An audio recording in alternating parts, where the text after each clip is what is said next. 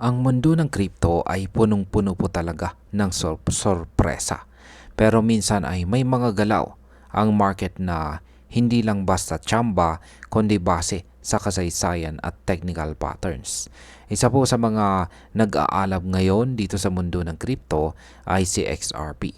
Matapos po niyang mabasag ang isang matinding resistance level, muling bumalik ang pananabik ng mga investors. Pero teka, base nga ba talaga sa pattern ang galaw na XRP papunta sa $6 at $15? Ayon po sa mga bagong ulat at analysis, mukhang buhay na buhay pa ang target na ito. Kaya yan po ang siyang ating pag-uusapan sa video na ito, pero bago po tayo magpatuloy ay pakibasa na lamang po muna ang disclaimer dito po sa ibaba ng ating screen. At ayan, simulan po natin sa unang katanungan kung ano po ba ang ebidensya na maaring pumalo sa presyong $6 hanggang $15 itong si XRP. Ayon po sa ulat ng IRMA Analytics ay may malinaw na pattern itong si XRP na tinatawag na bull flag structure. Nangyayari ito kapag tumataas po ang presyo ng isang token tapos biglang nagkakaroon ng pahinga or sideways movement. Pero ang direksyon ay patuloy pa rin pataas. Ang huling beses na nangyari ito kay XRP ay nagtala po siya ng mahigit 400% na pagtaas sa kanyang presyo. Ang pattern na ito ay nabuo matapos pong tumaas sa XRP mula po sa presyong $2.10 hanggang $3.50. Ibig sabihin ay kung susundin po natin ang kasaysayan, may posibilidad po talaga na marating niya ang short-term goal na $6 at saka long-term goal na $15. Ano naman po ang sinasabi ng technical indicators tungkol sa trend ni XRP? Isa po sa pinakamahalagang indicators na tinitingnan ng mga traders ay ang MACD or Moving Average Convergence Divergence. Base po sa weekly chart ay naging green na ang MACD line ng XRP. Kapag ganito po ang nangyayari, ibig sabihin ay nag-uumpisa na ang panibagong bullish momentum. Hindi lamang po basta green ang MACD, kundi nagkaroon pa ito ng crossover. Sa mga technical traders, ang ganitong crossover ay matagal nang ginagamit bilang signal ng malaking pagtaas sa presyo. Ang signal na ito ay hindi lamang po basta guni-guni. May basihan po ito mula sa mga nakaraang cycles ng XRP, kung saan kadalasang sumusunod ang presyo sa malaking paggalaw pagkatapos ng ganitong crossover. Ngayon ay paano naman po tumutulong ang institutional support sa pagtaas ng XRP? Isa po sa mga dahilan kung bakit mas lumalakas ang loob ng mga long-term holders ay ang paglabas ng XRP Futures ETF mula po sa Pro Shares. Ang ETF or Exchange Traded Fund ay isa po itong financial product na madalas ginagamit ng malalaking investors para magkaroon ng exposure sa isang asset. Kapag may ETF na nakalaan para sa isang coin tulad ng XRP, ay ibig sabihin nito ay unti-unti na po siyang tinatanggap ng mas malalaking institution. So sa madaling salita, hindi na lamang po retail traders ang may interest kay XRP, kundi pati mga higanting investors na may mas malalaking kapital. Sunod po nating katanungan ay may suporta ba itong si XRP mula sa gobyerno?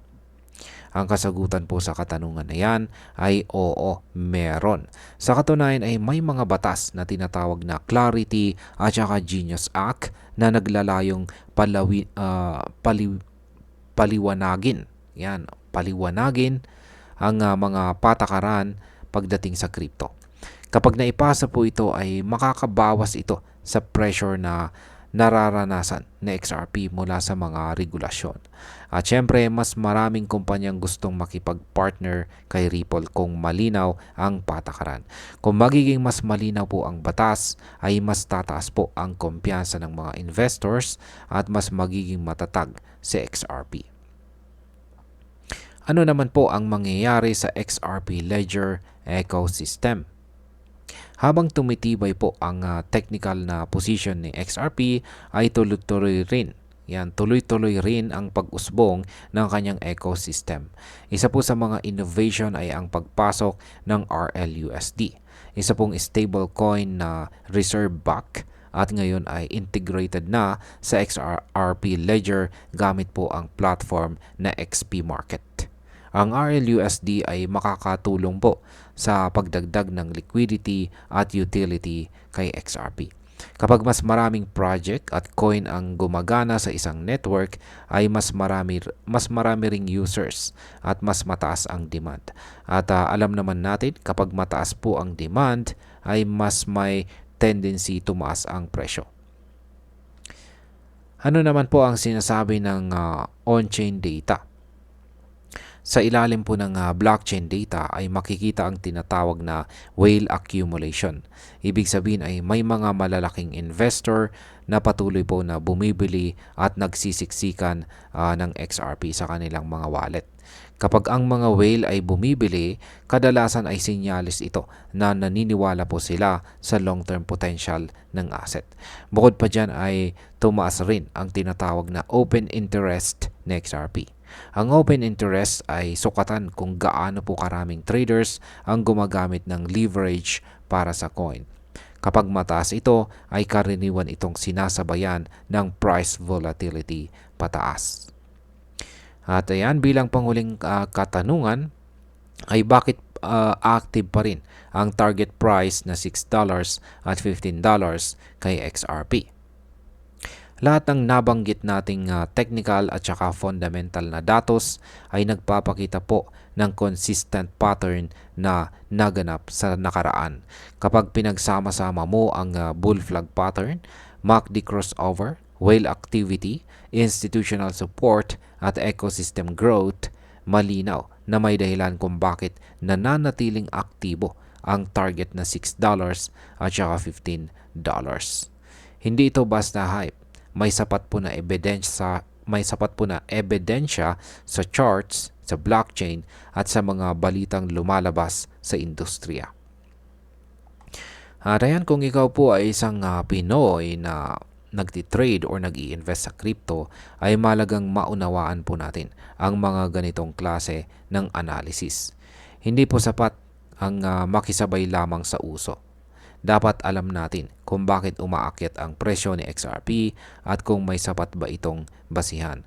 Ang ganito pong analysis ay pwedeng maging guide para sa mas tamang desisyon sa pag-buy, hold o sell ng ating mga coins. Maaari rin itong magsilbing paalala na hindi puro hype ang dapat nating sundan, kundi ang matibay na ebidensya at saka pattern. At bilang panghuli, ang para sa akin ay exciting po ang future ni XRP. Hindi man siya kasing ingay ni Bitcoin or Ethereum sa balita araw-araw, pero tuloy-tuloy po ang kanyang development. Ang pagkakaroon po ng ETF, ang pagtaas po ng whale accumulation at ang pag-usbong ng XRP Ledger ay lahat sumusuporta sa isang mas matatag na price rally. Pero syempre, kailangan pa rin natin na maging maingat. Ang crypto po ay mabilis magbago at laging may kasamang risk. Ang mahalaga po ay maging informed tayo at hindi po tayo basta-basta nadadala sa hype. At ayan, hanggang dito na lamang po tayo sa video na ito mga ka-crypto. Marami pong salamat sa panonood. Ingat po tayo lagi at God bless po sa ating lahat.